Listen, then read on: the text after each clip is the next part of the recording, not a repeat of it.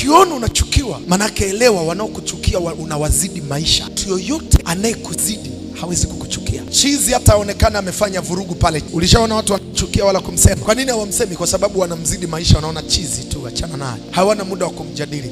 Ukiona unajadiliwa na watu unageuka kuwa topic midomoni mwao, elewa wewe ni star kuliko wao, ndio maana wanaacha shughuli zao wanakudiscuss. Sema amina. Usije ukaogopa kuwa topic. Hamna mtu anamzungumziaga kichaa. Dalili ya kwamba wewe ni mtu mkubwa, dalili ya kwamba wewe umebeba cha thamani, hata kama hayo mambo hayajaanza kuonekana leo, hata kama hiyo neema na huo utajiri haujaonekana leo, utakapoanza kuona watu wanageuza maisha yako kuwa topic, kuna jambo unaweza ukafanya ambalo watu wengine wanafanya wote na hawasemi. Ili kitokea wewe umelifanya labda kwa bahati mbaya, na wakati mwingine hujafanya kabisa, ila wewe ukifanya midomo inakuwa mingi. Ukishaona hivyo, wewe ni mkubwa kuliko wao.